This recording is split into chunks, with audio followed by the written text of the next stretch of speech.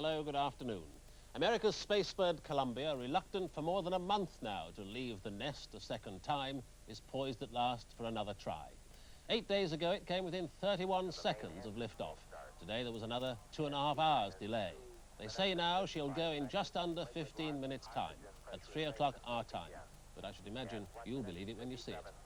But when it does happen, you'll be watching history in the making. Never before has a spaceship flown a second mission, the first step towards space travel becoming routine. Watching this second test flight with us, the experienced eye of astronaut Dick Gordon, veteran of 2 missions, Gemini 11, in which he walked in space, and Apollo 12, the second moon landing, in which his job was to pilot the command module which circled the moon while Pete Conrad and Al Bean went down to the surface. Dick, do you expect Columbia to go today? Peter, I sure do. It looks like they've already had their problem. It should go. They're in the final verification before they pick up the count at 9 minutes, which should be very shortly. Dick, thank you. Well, our man at Cape Canaveral is John Suchet. What do the prospects look like, John, from where you're standing? Good morning, Peter, from the Cape, and good news right away. It's a gloriously warm and sunny Florida day. A little bit of cloud, but nothing like the overcast skies of a week ago. As long as it flies, you'll get a much better view of the launch today than you would have done a week ago. A little bit of wind, which is not a problem for the launch. What worries them is that if they have to abort soon after the launch, they'll have to bring the shuttle back to the airstrip here, and in that case, wind could be a problem. But at the moment, it's all clear for a launch. It was a hectic night here last night. Yesterday, one of the shuttle's instruments, which glories in the name of multiplexer demultiplexer, failed. Its backup failed too, so they stripped one out of Columbia's sister ship Challenger and flew it from the west coast right across the country to here. It was installed overnight, it works, and it's beginning to look as if Richard Truly will celebrate his 44th birthday with a trip into space, but nobody here is guaranteeing it. Back to you. Well, you heard John Suchet there mention that problem that was rectified overnight. We can now see the new part arriving at the Cape and being loaded into Columbia. There we are. Dick, what are they bringing? What is it? Well, you heard John say it was a multiplexer, demultiplexer. Nothing more than a black avionics box that they have to use to signal conditioning for instrument displays, computer talkbacks, and the like. It's essential for flight. It couldn't have gone without it. No, it wouldn't have gone without it. And if it had gone without it last time, would it had to abort? When we're in flight, we can do a lot of things that we can work around some of these kinds of problems. There is another box just like the one they put in that would take in its place. Now, you heard John Suchet mention it was Dick Truly's 44th birthday.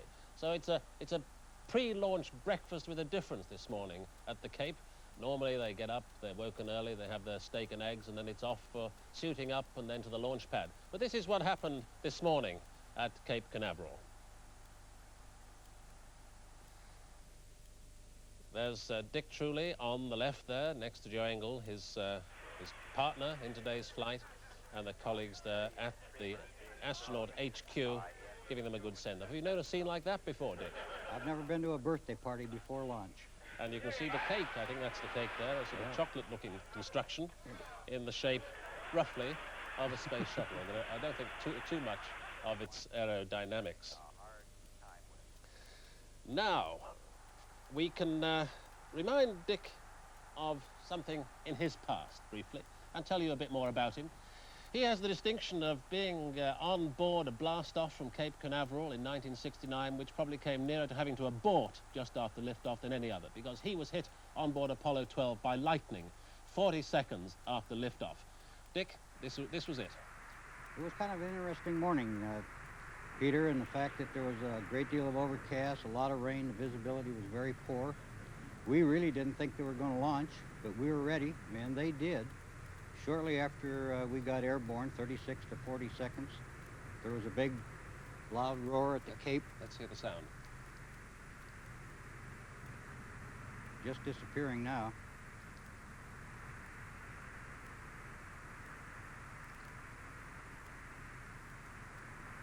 And then Pete Conrad reported. Well, he reported that everything lit up like a Christmas tree when the electrical system went out. We really weren't quite sure what happened. Pete saw a blue flash, and we were quite sure then it was lightning. Now, we're coming up to the most critical part of the countdown, today's countdown, that is, the 9-minute mark at which the launch director must decide whether all his pre-launch checks allow him to go ahead. So will it be 9 minutes and holding or 9 minutes and counting? John Suchet is at the Cape listening with us. Yes, Peter, we're approaching the end of the 9-minute hold. This is the hold in which the final checks are made, and at the end of it, if all is well, the go for launch is given. And after this hold, assuming that all is well, an automatic launching system begins. And of course, it was at this stage last week that things started going badly wrong. So I'll let you hear now Space Control, Launch Control announce the end of the 9-minute hold.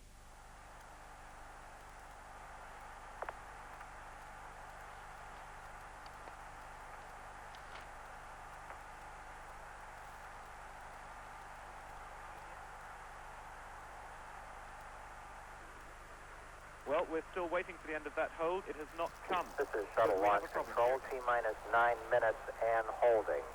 Launch Director George Page asked for a slight delay in picking up the countdown at this point while he checked a couple of things which he heard during the countdown. He has just checked with the range safety officer to determine that a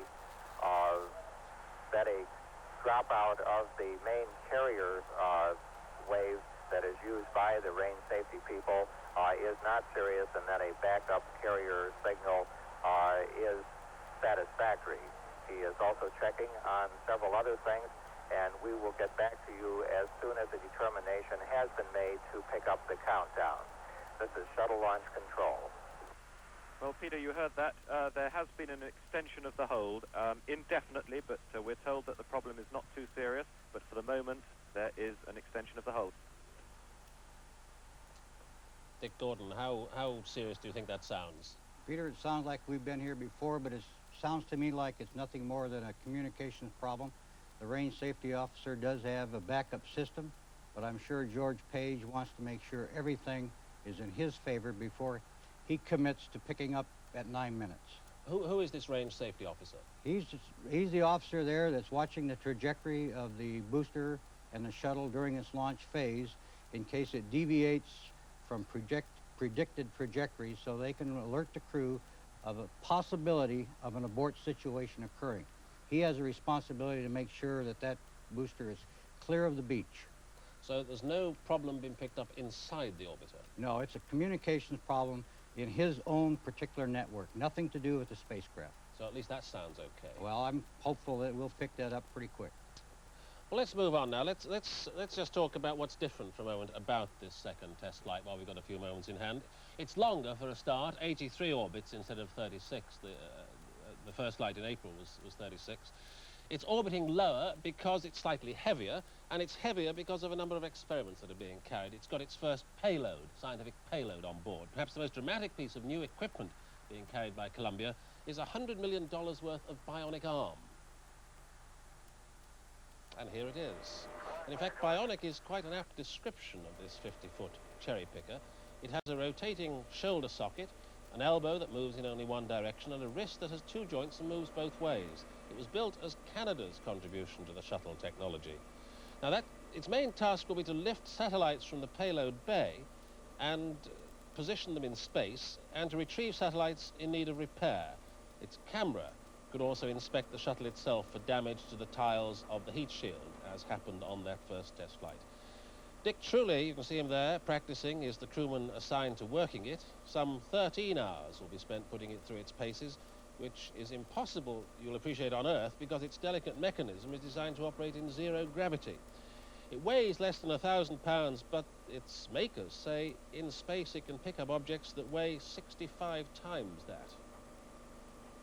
I'd have thought that in space, this cherry picker, Dick, could pick up anything if nothing has any weight. Well, Peter, it probably could if it were mechanized to do so, but remember that Newton's laws still have an effect, and there's a momentum problem. You have to start it moving, and once it's moving, you also have to stop it. So it has to have some structural rigidity and does have limitations. Is it a hazard to the crew? It's a possibility that it could be a hazard. I wouldn't like to think that it was, but it does have to be stowed before re-entry. Now, they have prepared for an EVA in case extravehicular activity to go outside and look at it and possibly get it back in. If that fails, they can jettison this arm so that cargo bays can close. Of course, it would be a very serious matter if it jammed the doors in some way. It certainly would. Those doors have to be closed for re-entry. Although the Canadians, I shouldn't imagine, would be all that pleased if they just kicked it adrift and it became another piece of space junk. Well, they wouldn't like to see that, but they would have to build another one for us. Right, well, now we're going to get an update on that hold. It's 9 minutes and holding rather than 9 minutes and counting at the Cape. We've got a small delay, but not inside the vehicle itself. Let's go over to John Suchet at the Kennedy Space Center. Well, we're told that there are one or two little snags here, none of them serious, but the launch director, George Page, has spoken direct to the crew, and he said this to them: we're going to give you a good one. In other words, they're not going to let anything stand in the way of a perfect launch, and they would rather hold it up a few minutes than have anything go wrong. So at the moment, one or two little problems causing a small delay, but again, not expected to cause much of a delay. John Suchet at Cape Canaveral. John, thank you. Let's now carry on with the theme of what's new about this second test flight. I mentioned earlier it was taking a palette of scientific experiments. The man to tell us about that is ITN's space and science consultant, Dr. Gary Hunt. Gary, what are they up to? Well, we have 7 experiments on the mission, 5 of which are actually on the spacecraft itself, and they're really a chance to start looking at the surface of the Earth and indeed the oceans for the first time from the shuttle orbit. I think we've got some pictures of the sort of thing they might So we do. try to simulate the sort of things that can be done using existing satellite observations. And in fact, when we use Landsat as an example, we can see the rocks and rock structures to scales of just a few tens of meters. And this is an opportunity to look at different type of rock types. So we're looking at the resources that the Earth actually has. There's a second instrument, in fact, to look at the larger structures, the actual fragments of the rocks, and even look through the ocean, look at the ocean floor, which again gives an idea of the importance of mineral structures that we can study, but also the ocean. Well, we seem to have now we've got your picture. Okay, Gary, so now we're looking here at Landsat pictures of, in fact, of Devon, and you can see here the actual structures, and the false colouring bring out the different rock types that actually are present. So if we do this to the entire globe, we can use this as a means to classify the different structures. Here we can see, using even higher resolution of 20 meters, the actual structures in the rocks and indeed the pipeline that goes out at the bottom of the ocean. So we're looking through the ocean here, and this is an opportunity then to study whole areas around. And these are looking at the structures in the ocean itself for heat transport, again relative to climate. So these major experiments are our first opportunity to try new experiments on Space Lab. There are 2 others looking at pollution of the atmosphere, and there are 2 more actually on the area where the astronauts are themselves. They're taking photographs of lightning, and also they're studying... must stop you, Gary. We have an Just ordered that the clock will be picked up at 1 minute after 10 Eastern Standard Time this morning. We have just had a check of the various major managers for this morning's launch. Norm Carlson has conducted that check, and all of the managers have said they are ready to pick up at the proper time. The launch director, George Page, has just asked Deke Slayton, the OFT launch manager, if he is go, and Deke Slayton has said he is go for launch. We're about 2 minutes away from picking up the countdown at the T-minus 9-minute point, which would result in a launch at 10:10 a.m. this morning. This is Shuttle Launch Control. Well, Dick Gordon, that means that they hope to go now, but 10 minutes late. Peter, they'll start a few minutes after the hour to start that 9-minute countdown when it goes on the automatic sequencer, and I still expect it to go. We have reached a decision at Mission Control, so let's now go back to Martin Bell in Cape Canaveral. And the decision is to restart the clock at 1 minute after the hour. That's very soon. The problems have been resolved and sorted out, and that means that the hold period at minus 9 minutes will come to an end. So it's looking better from here. The weather is perfect. The astronauts are ready to go. The countdown is about to start running smoothly now, and we will then be into the final automatic launch sequence. Back to you, Richard. Thank you very much, Martin. The launch sequence are now being controlled by the ground launch sequencer from now up to the T-minus 31 second point, when they'll switch to the onboard redundant set launch sequencer. The ground launch sequencer is part of the launch processing system and operates by relaying commands to the orbiter's onboard computers which then reports back to the launch processing system that the commands have been executed. The primary job of the computers is to check that all of the launch commit criteria are being met, such as propellant loads, temperatures, pressures, and other measurements. The chase aircraft have been launched from Patrick Air Force Base to take part in the activities of this morning's launch. T-minus 8 minutes, 10 seconds, and counting. Dick Gordon, a quick translation. They're going. They're going to count down, and they're going to get this thing off the ground this time, Peter. I knew when they had the problems last night that we could expect something good to happen. How far, given the enormous pressures from the administration on the cost of this thing, which is running so late, would it be a political decision to go today? No, I don't believe so. I don't think anybody would acquiesce to that kind of thing. There's too much on the line for this thing to fly and fly properly and get all the test objectives completed that this flight is intended to perform.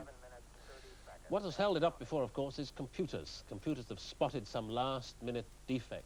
Do you think the computers are too sophisticated on this machine? No, they're not too sophisticated. We need them. But one problem with computers, Peter, is that they cannot make decisions.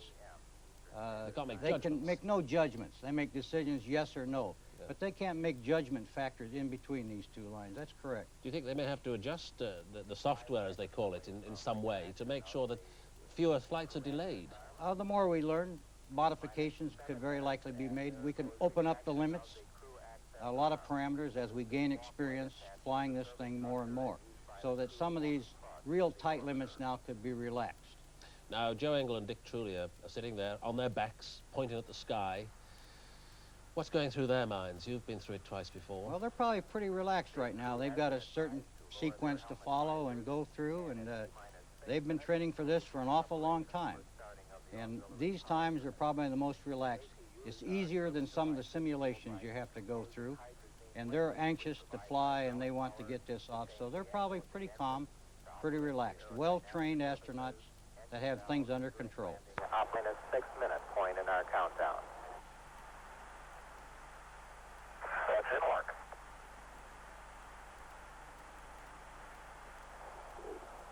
T-minus 6 minutes and counting. The pilot, Dick Truly, has begun the APU pre-start activity. APU pre-start is complete. And it is complete. The development flight instrumentation, which measures stresses on the orbiter during flight, have been turned on.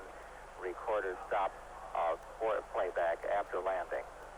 T-minus 5 minutes, 40 seconds, and counting.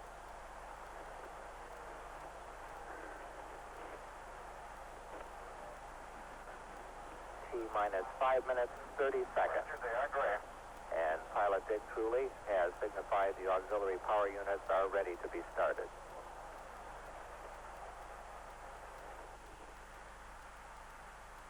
T-minus 5 minutes, 15 seconds, and counting.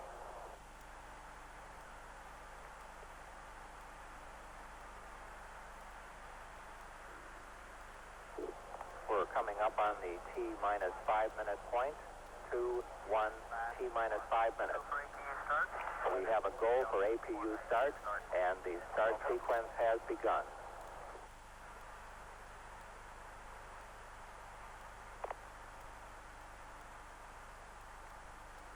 T-minus 4 minutes, 44 seconds, and counting. Yes, sir, that's going to work. Minus 4:30. T-minus 4 minutes, 30 seconds, and counting. We have a total of 16 minutes of hydrazine supply for running the APUs prior to a liftoff. Okay, APU start is complete. Looks good on board. APU start is complete. T-minus 4 minutes, 10 seconds, and counting.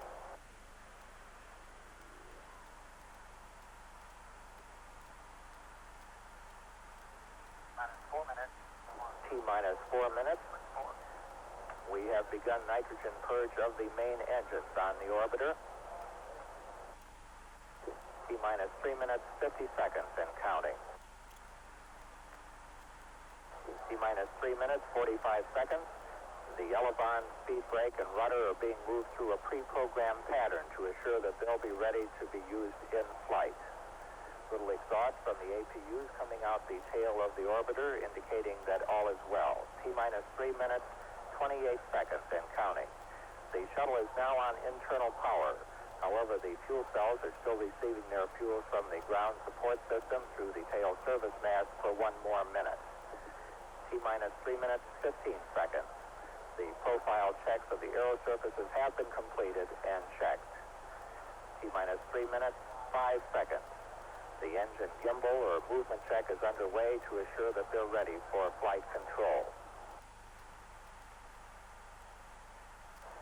T-minus 2 minutes, 55 seconds and counting. The LOX valve on the external tank has been closed and pressurization begun. After the tank is pressurized, the hold capability is limited. T-minus 2 minutes, 40 seconds. We have cleared the caution and warning memory. The gaseous oxygen vent arm is being retracted. T-minus 2 minutes, 30 seconds and counting. The fuel cell ground supply of oxygen and hydrogen has been terminated, and the vehicle is on its onboard supply.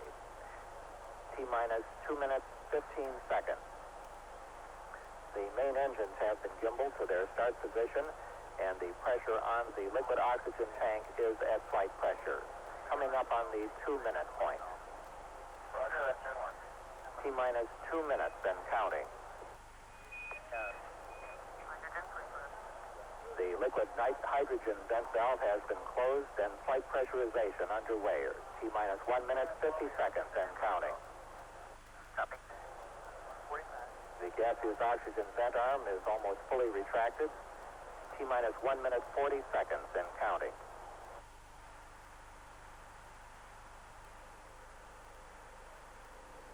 T-minus 1 minute, 30 seconds, 90 seconds away from launch of STS-2.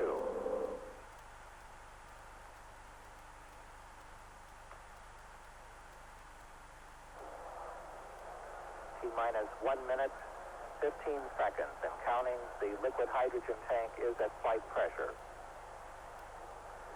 Coming up on the 1 minute point in our countdown, everything going smoothly. T-minus 1 minute and counting.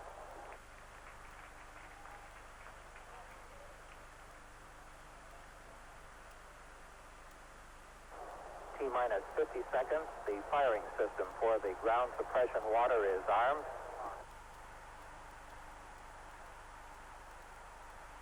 T-minus 40 seconds. Development flight instrument recorders are on. T-minus 37 seconds. We're about just a few seconds away from switching control of launch to the computer sequences. We have control of the countdown now being conducted by the launch sequencers on board the orbiter. T-minus 20 seconds and counting. The SRB hydraulic power units have started. The SRB nozzles have been moved to start position. Coming up on 10, T-minus 10, 9. We have go for main engine start. We have main engine start. Minus 3, 2, 1. We have ignition. We have ignition of the solid rocket boosters and liftoff of America's Space Shuttle, and the Space Shuttle has cleared the tower. Houston now controlling. Mission control confirms roll maneuver starting. 20 seconds. Thrust looks good. 25 seconds, roll maneuver completed. 30 seconds, Columbia now 1 nautical mile in altitude. 35 seconds, status check and mission control by Flight Director Neil Hutchinson, going to go at 40 seconds. Columbia, Houston, you're go at 40. Roger, go at 40. And master arm left, it's the... 48 seconds, throttling engine down for Mexico. Roger, ignore the master alarm, Columbia. Okay, no. Coming up on period of maximum aerodynamic pressure on the vehicle. Mark 1 minute, Columbia now 5 nautical miles in altitude, 3 nautical miles downrange, velocity now reading 2,300 feet per second. 1 minute, 8 seconds, pass through Max Q, Columbia still looking good, throttling engines back to 100%.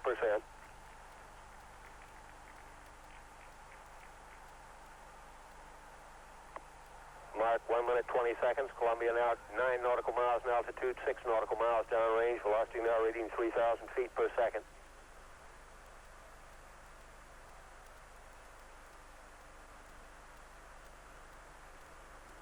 Mark 1 minute 35 seconds. Columbia now 14 nautical miles in altitude, 10 nautical miles downrange. Columbia, Houston, you can expect any VAP, C&W. 1 minute 45 seconds. Coming up on negative seats where altitude's too high for ejection seat. Your negative seats. Roger, negative seats. What we're waiting for Mark next 1 minute 55 seconds. Columbia now 21 nautical miles in altitude, is the 18 separation of the solid rocket boosters. So far, this has been one earth-shaking event here. Solid rocket booster separation confirmation. Roger, copy. EC less than 50. And there they go. Confirm good solid rocket booster separation. Smooth as glass, Houston. 2 minutes 25 seconds. Onboard guidance is converging as programmed. Columbia is now steering for its precise window in space for main engine cutoff. Columbia now 35 nautical miles in altitude, 40 nautical miles downrange. Okay, Houston, the temps are coming down and looking good. Roger, Columbia, thank you. Mark 2 minutes 45 seconds. Columbia now has 2-engine landing capability at Rotor Naval Air Station, Spain. 2 minutes 54 seconds. Status check and mission control. Given a go for 3 minutes. Columbia, Houston, you're looking good at 3. Roger, copy. Looking good at One of the chase planes we're seeing now. Mark 3 minutes 8 seconds. Columbia now 46 nautical miles in altitude, 66 nautical miles downrange. Columbia's 3 main engines continue to run smoothly. Ingle and truly really moving out now. Velocity now reading 6,700 feet per second.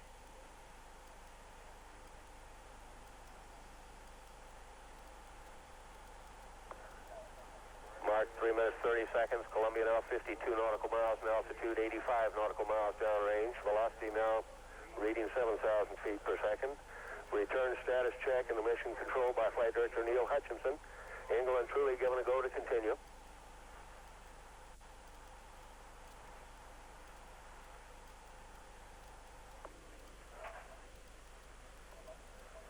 Mark 3 minutes 55 seconds. Columbia now 58 nautical miles in altitude, 112 nautical miles downrange. Velocity now reading 7,900 feet per second. 4 minutes 8 seconds. Standing by for a negative return and pressed ATO call-ups by Capcom Brandenstein. Time for negative return. Mark, negative return. Roger that. Sounds good.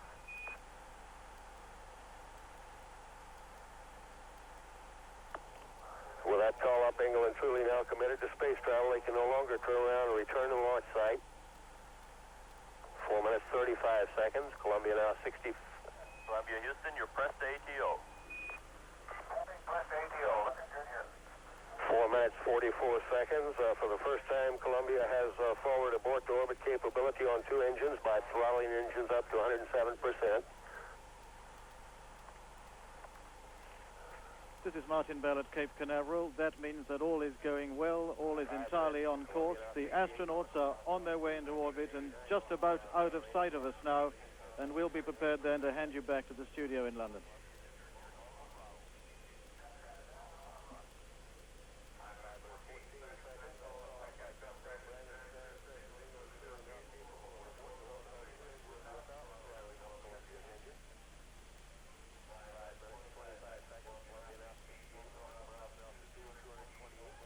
Downrange.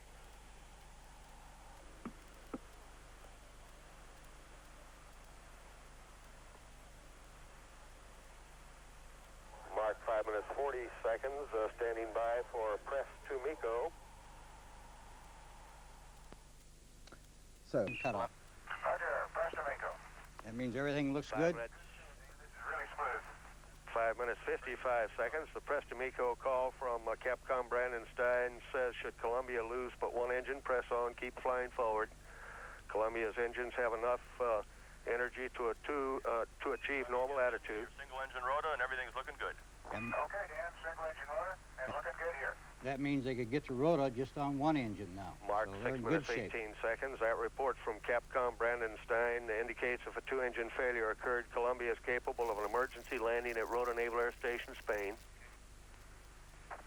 Mark, 6 minutes, 30 seconds. Columbia now 68 nautical miles in altitude, 346 nautical miles downrange. Velocity now reading 14,900 feet per second.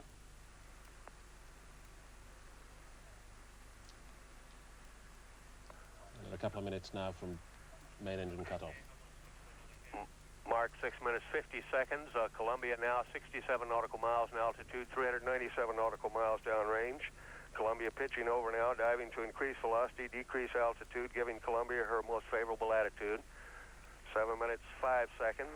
Standing by now for single engine press to MECO. Which means that they could actually get to orbit on one engine at 107%.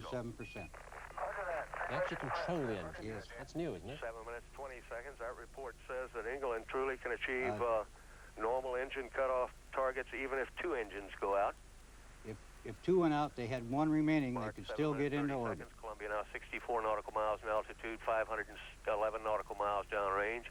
Velocity now reading 20,000 feet per second. Not a luxury you 7 had, Dick. minutes, 43 seconds. No, that's true. G-forces building for England truly now, coming up to 3 Gs. Columbia now 63 nautical miles in altitude, 562 nautical miles downrange. What's 3 Gs feel like? It's not bad with the position you're in on that couch. You're pressed back Mark, to your back. 8 minutes. Columbia, Houston, you're go at 8. Go at 8. Another half a minute. Columbia's to main engine engine's shutdown. slowly being throttled back now. Should be throttled at 65% at 6 seconds before main engine cutoff. Columbia now 63 nautical miles in altitude, 645 nautical miles downrange. Velocity now reading 24,000 feet per second. Only 1,000 more feet to go. We don't have a picture 8 of minutes, 28 seconds. exhaust Standing plume by at this now stage. for main engine cutoff. That's probably all you would see, but Okay, Houston, we got a good MECO. there it is. Engine shut off on time. Roger, we copy, Columbia. Confirmed shutdown. Columbia now returned to space, not yet returned to orbit. Standing by now for external tank separation.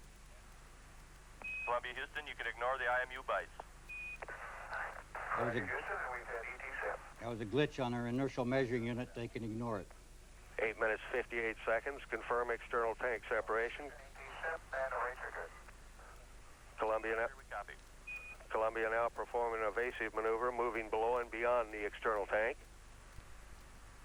They just use their RCS system, their 9 reaction minutes, control 15 system. seconds. That's a small engine. Just a small No, engine, no, just go to move status away check, from the emission tank. Control for the first ohms burn. You don't want to hit it again. Roger, Columbia, we're looking at them.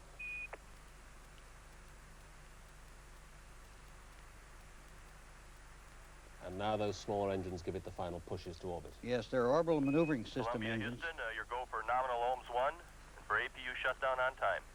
which will occur about 10:30. We're maneuvering to attitude now. They're maneuvering to the proper 9 minutes, attitude 44 to make seconds. that burn. Columbia now maneuvering to ohms 1 burn attitude using the two 6,000-pound thrust engines. Ohms 1 will be posi grade, moving Columbia forward and higher on her flight path, placing Columbia in orbit. But until the ohms, the orbital maneuvering system, comes in, they're coasting at the moment. Yes, There's they no are. power on. They are coasting, and they're really not in orbit yet. Columbia, Houston, we're They convinced have to those make that IMU burn. software bites right at MECO, no problem. Okay, and we got 3 on loop. I believe you're there about 10, but we'll catch you in a minute. I didn't catch that. Did you, Peter? No. Faded out on us. They must be losing signal right now, which means just a temporary loss of communications. I thought that only happened on the way back. Well, you got to skip between the ground stations, so you do lose. There is a capability they lose picking it up on a satellite, but they can lose it in between. Well, there you are. Columbia made it at last for that. I argue that expecting everything to go right first time or even second time, I think the launch team are much more patient of the delays than anybody else here. They expect problems, they get problems, they solve them, and they get through them. Yes, of course, as one of the people in charge said today, I think it was, we expect these, don't we, because we're learning the whole time. Yes, that's exactly so. And after all, it was with the second shuttle, as with the first, that it went off at the second attempt. And in the end, the earlier delays are going to be forgotten, I think, against the expected achievements of the next 5 days. Martin, thank you very much. I think Geoffrey Pardo would like to come in here. Yes, I was just wondering, Martin, if you saw, we actually were watching the vehicle take off, did you actually see any of this immense extra water that was coming down to dampen this sound problem? Was there any evidence or comment by NASA people that that had really worked? It appeared to have done from here. Yes, we have no reason to believe that it didn't work, but of course it was difficult to see in the tremendous vapor and being generated, and the cameras were not in fact on that. We have no reason to believe there has been any undue damage to the pad structure. Fine. Well, we have a picture once more of that majestic launch coming up now.